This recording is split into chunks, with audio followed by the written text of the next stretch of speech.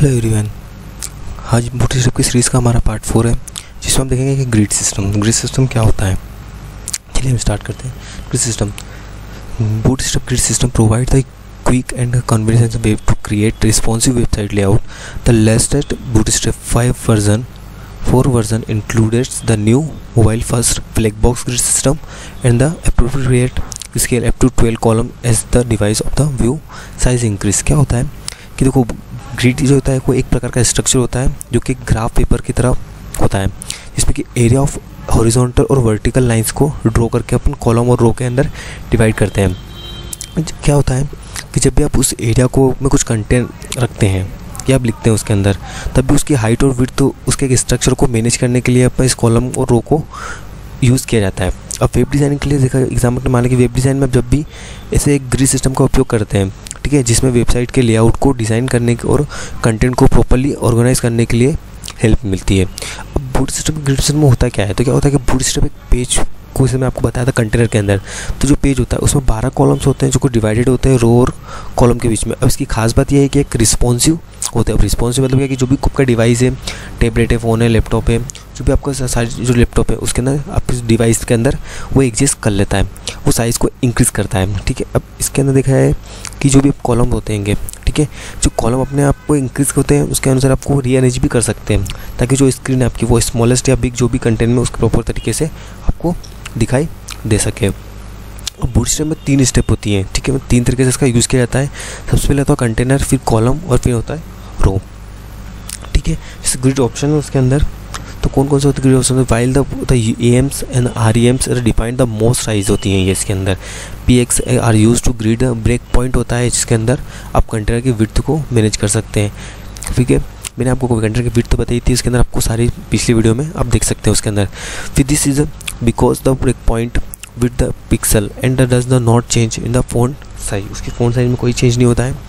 Suppose देखिए example, जैसे जो मैक्सिमम कंटेनर की विड्थ होती है वो ऑटो होती है, जो मैंने आपको बताई थी कि 100% ही होती है। स्मॉलर्स के अंदर आपकी होती है 540 पिक्सल होती है, मीडियम के अंदर 720 एंड लार्ज के अंदर 960 एंड एक्स्ट्रा लार्ज के अंदर 1140। अब मैंने देखा था आपको ब्रेक पॉइंट बोला मैंने, तो ब्रेक पॉइंट मतलब क्या कि आप क्या लिख सकते हो कि कॉलम माइनस, जैसे आपको स्मॉल जिसको देना है, 12 कॉलम होते हैं, जो भी आपको देना 12 में से आप डिवाइड कर सकते हो, जैसे मैं आपको वहाँ पर एग्जाम्पल करके बताया भी था। फिर जो कॉलम होते हैं वो कितने होते हैं? 12 होते हैं।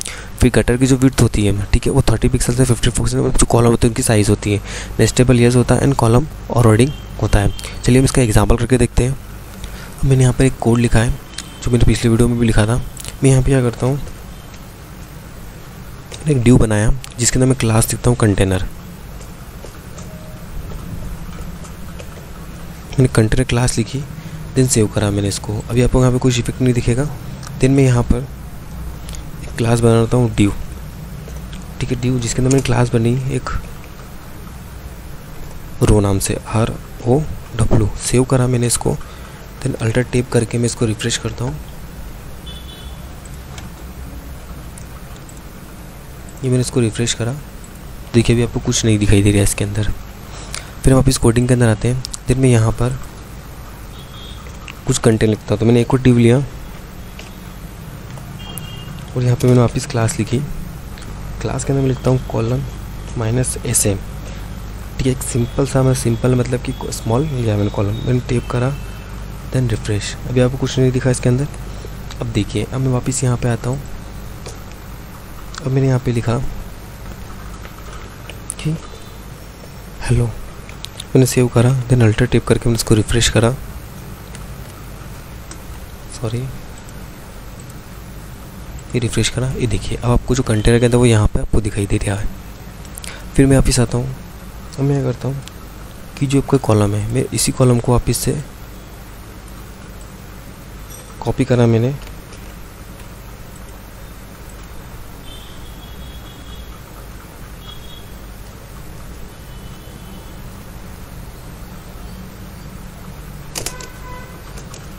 मैंने यहाँ पे इसको पेस्ट करा, देन सेव करा।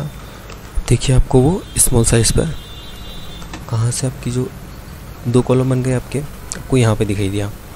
फिर वापस लेता हूँ, मैंने वापस यहाँ से फिर एंटर करा और फिर मैंने यहाँ पे Ctrl+V करा, देन सेव करा और वापस मैंने इसको रन करा। तो देखिए आपको 3 कॉलम अवेलेबल होगा, मतलब first column then second column and third column. पर ये क्यों हुआ? क्योंकि मैंने जो बूटस्ट्रैप की जो फाइल होती है CSS की, वो मैंने यहाँ पर इंक्लूड कर रखी। वहाँ पर आपको सारी चीज़ें मिल जाएगी। बस यहाँ पे मैंने क्या लिखा है, कंटेनर, वो कंटेनर का आपको सारी चीज़ें मिल गई, ठीक है। फिर इसके अंदर होता है आपके पास में ग्रिड ऑप्शंस होते हैं, जो मैंने आपको बता दिए हैं। फिर इसमें काटो लेआउट कॉलम होता है, जो कि इक्वल विड्थ के ऊपर डिपेंड करता है, ठीक है। सपोज जैसे मैंने यहाँ पर कॉलम लिया और मैंने यहाँ से इसको यहाँ से हटाया, कॉलम लिखा और मैंने यहाँ से लिखा कि हेलो लिखा, ठीक है। फिर सेकंड के अंदर से मैं ये हटा देता हूँ और थर्ड के अंदर से मैं ये भी हटा देता हूँ। फिर मैं इसको सेव करता हूँ, अल्टर टैब, देन रिफ्रेश, कोई चेंज नहीं आया, ठीक है। मतलब कि कॉलम तीनों सेम चीज़ के अंदर है, उसके अंदर, ठीक है। अब मैं ये करता हूँ कि मैंने भी ये लिया, ठीक है। अब मैंने रो बनाई, एक कॉलम बनाया। अब मैं यहाँ पर जो ड्यू ख़त्म हो, क्लोज़ हुआ है, ये ड्यू है, इस ड्यू को देखेंगे तो ये ड्यू यहाँ पर क्लोज़ हो रहा है और ये ड्यू यहाँ पर हो रहा है, ठीक है। एक कॉलम ये एरिया, एक कॉलम ये एरिया और एक कॉलम ये एरिया। तो रो कितने अपने पास में? एक है। अब मैं इस रो को यहाँ पर क्लोज़ कर देता हूँ। मैंने ड्यू रो क्लोज़ करी, देन ड्यू ओपन करा मैंने एक, उसके अंदर मैंने क्लास बनाई रो नाम से, रो नाम से क्लास बनाई। अब इस ड्यू हुआ है, मैं इसको क्लोज हटा देता हूँ। मैं इस ड्यू को क्लोज हो गया, यहाँ पर मैंने सेव करा, अल्टर टैब करा, देन रिफ्रेश। ये देखिए 2 रो बनी, मतलब कंटेनर आपका एक ही, पर यहाँ पर रो कितनी बनी है आपकी? 2 बनी हैगी, ठीक है। मैं वापस सेम यही करता हूँ कि मैं यहाँ पर इस ड्यू को कॉपी करता हूँ, कंट्रोल शीट, यहाँ से मैंने यहाँ पे लिया, देन इसको यहाँ से मैंने कॉपी करा, तो यहाँ पे जाके मैंने इसको पेस्ट कर दिया, सेव करा, अल्टर टैब, देन रिफ्रेश। ये देखिए आपके 2 कॉलम बन गए। आपका एक कॉलम ये एरिया और एक, मतलब आपकी कॉलम 2 है और रो कितनी हो गई आपकी? 2 रो हो गई, ठीक है। ये इक्वल विड्थ के अंदर आ गया, ये आप इसे बना सकते हैं, ठीक है। फिर एक होता है आपका कंटेनर के अंदर। अब क्या करना है अपन को? मैं एक एग्जांपल, ये सेम एग्जांपल लेता हूँ, मैं यहाँ से काम करता हूँ, ये सभी से हटा देता हूँ।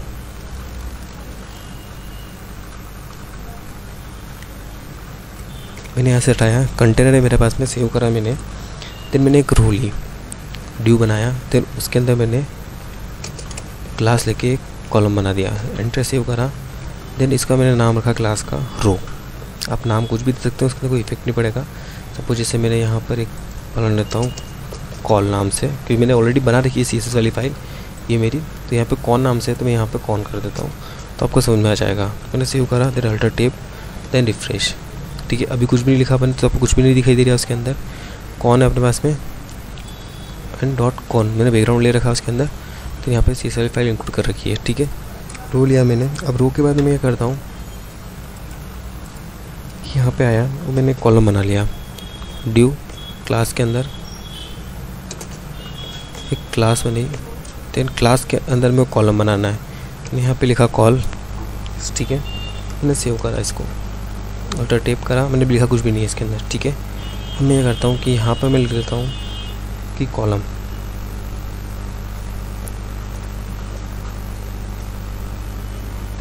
देन सेव करा, देन अल्टर टैब। ये देखिए रिफ्रेश करके मैंने आपको कुछ इस तरीके से दिख रहा है। फिर मैंने क्या करा कि यहाँ से मैंने इसको कॉपी करा, देन एंटर करा, देन रिफ्रेश, पेस्ट करा, इसे कुछ ऐसा कर लेता हूँ, आपको समझ में आ जाएगा।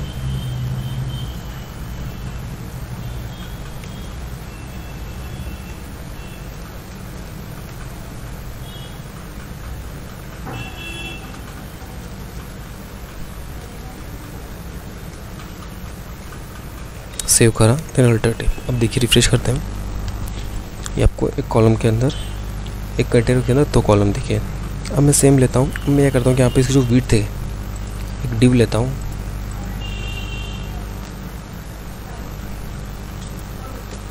एक डिव लिया मैंने, जिसके अंदर मैंने लिखा क्लास, वो मैंने लिखा विड्थ के लिए आप W यूज़ करेंगे, देन -100। सेव करा मैंने इसको, और अब देखिए आप कुछ इफेक्ट नहीं पड़ा उसके अंदर, ठीक है। अब मैं एक और कॉलम लेता हूँ, मैंने ऐसे कॉपी करा,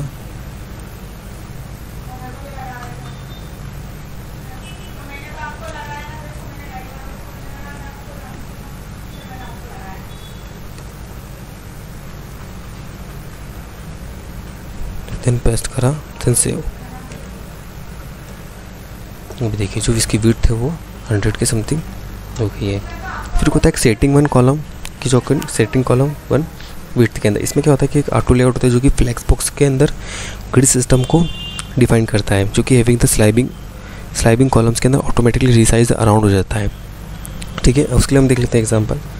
जैसे मैंने यहाँ से इसको वापस से हटाया,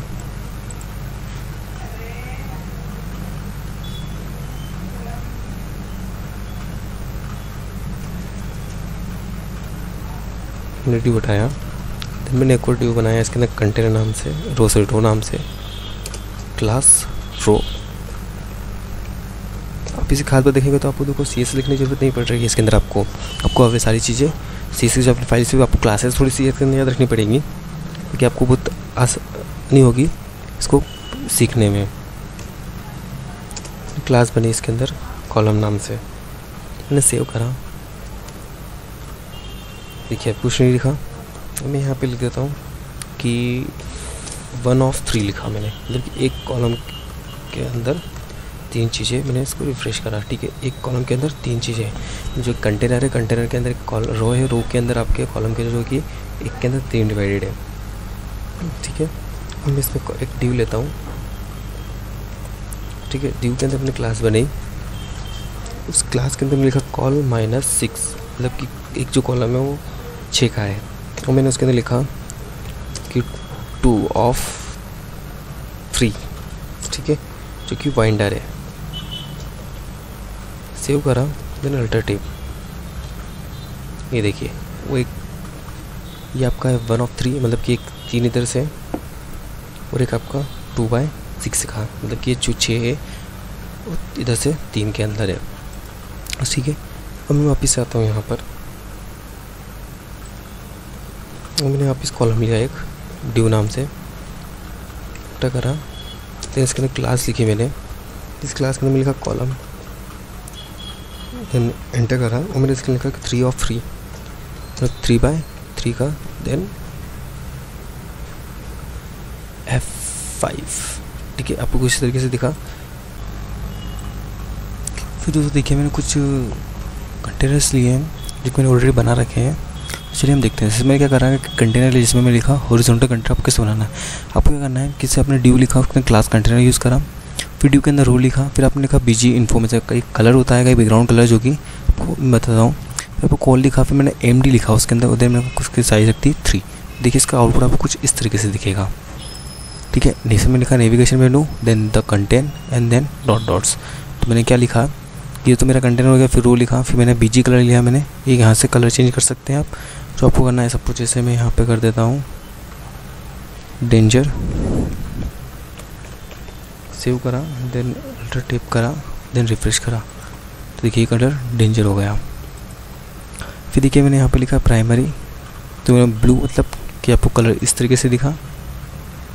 फिर मैंने यहाँ पे लिखा BG प्राइमरी, फिर BG इन्फॉर्मेशन में कुछ भी नहीं लिखा मैंने, तो डॉट दिख रहा था सब। जैसे मैं यहाँ लिख देता हूँ नेविगेशन मेनू था, तो यहाँ पे लिख देता हूँ मैं साइन, सेव करा, देन अल्टर टिप करके मैंने इसको रिफ्रेश करा, तो देखिए यहाँ पर साइन। फिर एक्स्ट्रा स्मॉल ग्रिड के लिए आपको क्या करना है, एक्स्ट्रा स्मॉल ग्रिड के लिए आपको नेक्स्ट कंटेंट देखना है। तब मैंने अगर कंटेनर लिया, फिर इसमें रो ली, फिर मैं उसको बैकग्राउंड का करता डेंजरस कर दिया, मैंने कॉलम लिया और XS लिया मैंने, मतलब कि एक्स्ट्रा स्मॉल के लिए आपको X करना है। फिर आपको मैंने लिया, फिर मैंने देखिए आप ये एक्स्ट्रा स्मॉल हो गया। फिर मैंने लिया स्मॉल ग्रिड, सिर्फ ओनली स्मॉल ग्रिड के लिए, तो मैंने क्या करा SM स्मॉल ग्रिड के लिए मैंने, जो कि 4 और 8 मतलब कि कॉलम होता है, तो उसमें 4 कॉलम हो गए और एक 8 का कॉलम हो गया। तो देखिए कैसा है, तो ये तो 4 का हो गया आपका, और ये आपका 8 का, तो 4 और 8 कितने हो गए 12। फिर मैंने लिया है सेकेंड वाला, तो जिसमें क्या लिखा है मैंने कि इसमें मीडियम ग्रिड के लिया, तो इसमें मैंने MD यूज़ करा है, मतलब कि मीडियम ग्रिड।